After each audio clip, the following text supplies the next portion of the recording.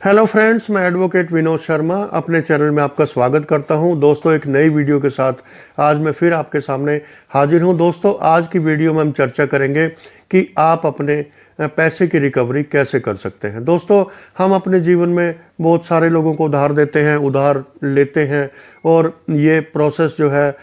चलता रहता है। लेकिन कई बार क्या होता है कि कोई आपका पैसा लेकर जो है मुकर जाता है, पैसा वापस नहीं करता और जो है टाल मटोल करता है। तो ऐसे में आपको खतरा रहता है कि मेरा पैसा डूब सकता है। तो ऐसे जो है परिस्थिति अगर हो तो आपके पास क्या लीगल उपाय हैं। दोस्तों, इसमें दो चीज़ें होती हैं। एक तो अगर आपने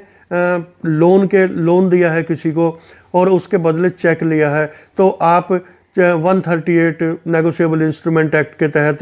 कोर्ट में जा सकते हैं, चेक बाउंस का केस लगा सकते हैं। और अगर आपके पास पूरे एविडेंसेस हैं जो है, तो तब जो है आपका केस प्रॉपर तरीके से वहाँ पर एडजुडिकेट होगा। तो दूसरा तरीका, मान लो दोस्तों, अगर आपने चेक नहीं लिया है और आपने पैसा ऐसे ही दे दिया है लिखा पढ़ी करके, मान लो कोई प्रोनोट है या कोई हुंडी है या कोई दूसरा डॉक्यूमेंट है या कोई गवाह है साथ में जिसके सामने आपने पैसा दिया, तो तब जो है आप रिकवरी का सूट लगा सकते हैं। रिकवरी के सूट में ये सब चीज़ें आपने मेंशन करनी है कि आपने पैसा कैसे दिया था, ऑनलाइन ट्रांसफ़र किया या आपने चेक से दिया था या कैश से दिया था, और या जो है आपने किसी और माध्यम से पैसा किसी को ट्रांसफ़र किया। तो ये सब चीज़ें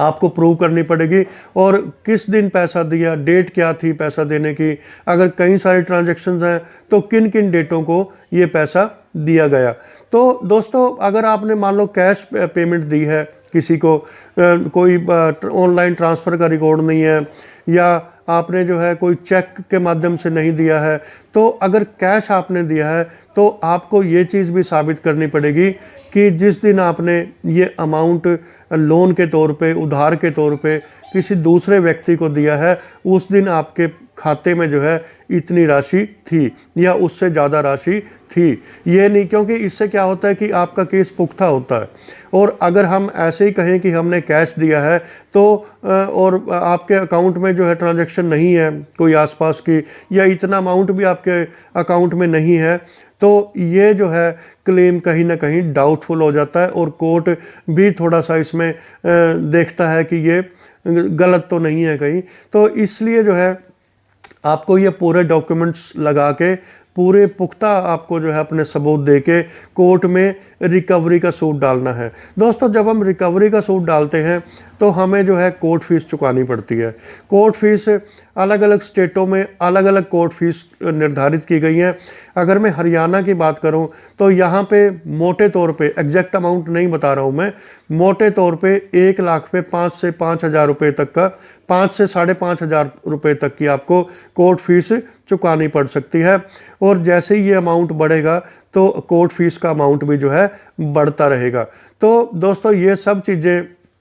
कोर्ट फीस लगाकर, डॉक्यूमेंट्स लगा के आप रिकवरी का सूट डाल सकते हैं। लेकिन यहाँ मैं एक चीज़ और आपको बताऊँ कि जब भी आप रिकवरी का सूट डालें तो उसके साथ एक स्टे की एप्लीकेशन ज़रूर लगाएं। स्टे की एप्लीकेशन लगाएं कि जो बोरोवर है, जिसको आपने पार्टी बनाया है, जिसको आपने उधार दिया हुआ है, वो कहीं बीच में अपना मकान बेच ना दे या अपनी उसकी कोई और प्रॉपर्टी है जिससे पैसा वसूल हो सकता है वो ना बेच दे।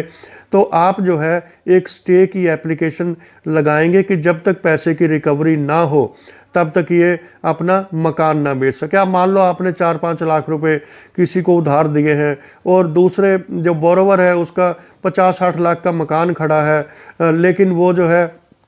अगर कोर्ट उसको स्टे कर देता है कि जब तक आप पैसे की जो है पेमेंट नहीं करते आप इस मकान को नहीं बेच सकते, तो बोरोवर के लिए भी काफ़ी दिक्कत हो जाएगी और उसके पास कोई चारा नहीं बचता, वो आपकी पेमेंट कर देता है। 100% आपकी पेमेंट वापस आ जाती है क्योंकि उसके खुद के एसेट्स जो है दाव पे लगे होते हैं। और ये जो है कोर्ट, जब आप स्टे की एप्लीकेशन लगाते हैं तो उसमें अगर आपका दावा पूरी तरह जेन्युइन है, आपने पैसा दिया है, सारे ट्रांजैक्शन आपके हक में हैं, सारे डॉक्यूमेंट आपके हक में हैं, तो नॉर्मली जो कोर्ट जो है ये स्टे को ग्रांट कर देती है, और जब तक आपका पैसा रिकवर नहीं होता वो जो बोरोवर है वो अपने मकान को सेल नहीं कर सकता। दोस्तों कई बार क्या होता है कि मान लो आपने रिकवरी का सूट डाल दिया और स्टे की एप्लीकेशन नहीं लगाई, या जो बोरोवर के दूसरे एसेट्स हैं या उसकी प्रॉपर्टीज़ हैं उनको आइडेंटिफाई कर किए बिना आपने केस डाल दिया, तो ऐसी स्थिति में कई बार क्या होता है कि जो बोरोवर है वो पैसे की देनदारी से बचने के लिए कोर्ट से पीओ हो जाता है, प्रोक्लेम्ड ऑफेंडर बन जाता है, और पब्लिकेशन के बाद भी जो है वो कोर्ट में हाजिर नहीं होता। तो ऐसे में आपका दावा जो है वो ख़राब हो जाता है और आपको पैसे की रिकवरी इतनी आसानी से नहीं होती। तो इसलिए आप जो है पहले उसकी प्रॉपर्टीज़ को आइडेंटिफाई करें, उनका लिस्ट बनाएं, और जो भी आप प्रॉपर्टी आप अटैच करवाना चाहते हैं या आप उसको तब तक स्टे करवाना चाहते हैं, आप जो है उसका ब्यौरा दे के कोर्ट में उसकी स्टे की एप्लीकेशन लगा सकते हैं। दोस्तों ये बात हुई रिकवरी सूट की। रिकवरी सूट अगर मान लो अवार्ड आपके हक में हो गया, जो है कोर्ट ने डिक्री पास कर दी कि आप जो है इतने पैसे के लेनदार हैं और ये दूसरी पार्टी है जो आपको इतना पैसा वापस करेगी, उसके बाद आप एग्जीक्यूशन में जाते हो उस डिक्री को इम्प्लीमेंट करवाने के लिए। मतलब कि एक्चुअल जो पेमेंट आपको मिलनी है वो एग्जीक्यूशन के दौरान मिलती है, और अगर एग्जीक्यूशन में जो आपने बताई गई प्रॉपर्टीज़ को अटैच होने का भी खतरा दूसरी पार्टी को लगा रहता है, इसलिए वो आपको पेमेंट दे देते हैं और केस वहीं ख़त्म हो जाता है। तो दोस्तों ये बात हुई है जो रिकवरी सूट्स हैं ये बहुत ही प्रेवलेंट है, और क्या है कि ये जो है खाली लेन देन में आपने किसी को उधार दिया है या आपने किसी को लोन दिया है या और कोई ज़रूरत के लिए आपने किसी को पैसा दिया है, ये खाली उस तक ही सीमित नहीं है, बल्कि आपने मान लो किसी को माल दिया है, एक शॉपकीपर होते हुए, एक व्यापारी होते हुए आपने किसी को माल की सप्लाई की है, उसकी जो सप्लाई की रिसीट्स हैं वो आपके पास हैं, लेकिन जो दूसरी पार्टी है वो पैसा देने से मुकर रही है, वो पैसा नहीं दे रही है। ऐसा है मेरे पास एक केस आया था कि उसमें जो है टाइल्स वगैरह की डिलीवरी की थी एक आदमी ने दूसरी पार्टी को, उसमें 6-7 लाख रुपए का उसका पेमेंट ड्यू था, लेकिन दूसरी पार्टी ने कहा कि नहीं हमने आपको कोई पैसा नहीं देना है। तो वो केस जो है रिकवरी में गया, हमने उसमें रिकवरी सूट फाइल किया और तब जाके जो है उसके पैसे वसूल हुए। और दोस्तों एक चीज़ और मैं यहाँ पे क्लियर करना चाहूँगा कि जो रिकवरी सूट्स होते हैं उनकी लिमिटेशन होती है। ये नहीं है कि आप कभी भी जो है 10 साल पुराने केस में कोई रिकवरी डाल दें या 5 साल पुराने लेन देन के मामले में कोई रिकवरी डाल दें, बल्कि एक इसका लिमिटेशन पीरियड होता है। इसका जब आप लोन देते हैं उस डेट से लेके और 3 साल तक with in a period of 3 years आपको वो रिकवरी सूट डालना होता है, तभी वो कोर्ट में सस्टेन करता है। और अगर जो है 3 साल की पीरियड मान लो निकल जाता है तो आपका केस जो है सस्टेन नहीं करता, फेल हो जाता है और आपका पैसा हमेशा के लिए डूब जाता है। तो दोस्तों ये ध्यान रखने की बात है कि आप देख लें कि आपका जो है जो ट्रांजैक्शन की डेट वो कब थी और उसमें अभी 3 साल हुए हैं या कितना टाइम है, उसके हिसाब से ही आप जो है अपना रिकवरी सूट डालें। तो दोस्तों ये बात हुई रिकवरी सूट की। और जैसे मैंने चेक बाउंस पे भी कई वीडियो बनाई हैं, चेक बाउंस में भी यही है कि आप जो है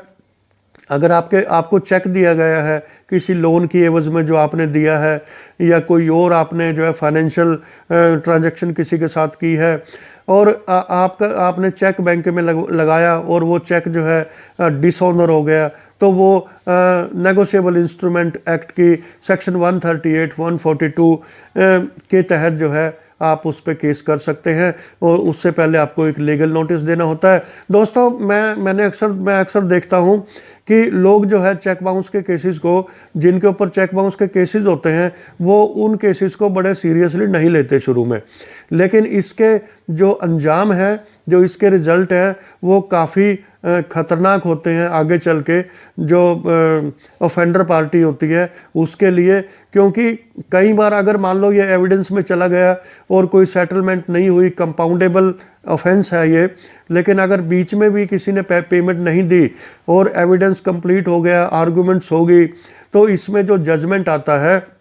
वो काफ़ी जो है नुकसानदायक होता है जो ऑफेंडर होता है, क्योंकि इसमें 2 साल तक की सज़ा का प्रावधान है। और कोर्ट्स को मैंने देखा है कि वो 1.5-2 साल तो सज़ा कर ही देते हैं, और जितने अमाउंट का चेक है उससे डबल की पेनल्टी होती है। अगर मान लो 1 लाख का चेक डिसऑनर हुआ है तो 2 लाख की पेनल्टी कोर्ट आपकी तरफ से लगा देता है। ये बहुत ही जो है खतरनाक साबित होता है आगे चल के। शुरू में हो सकता लगे आपको कि हम इसको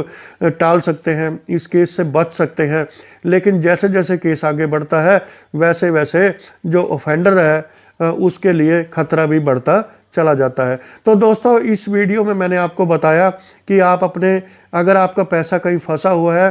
तो आप ये ना समझें कि मेरा पैसा डूब गया है, बशर्ते कि आपके पास ट्रांजैक्शन की पूरी डिटेल्स होनी चाहिए, आपके पास चेक होना चाहिए, आपके पास पूरे दूसरे एविडेंसेस होने चाहिए जिससे आप ये प्रूव कर सको कि हाँ, मैंने ये पैसा जो है उधार के तौर पे फला व्यक्ति को दिया था और अब वो वापस नहीं कर रहा है। तो दोस्तों, मेरी ये वीडियो आपको कैसी लगी और मुझे कमेंट बॉक्स में ज़रूर बताना। धन्यवाद।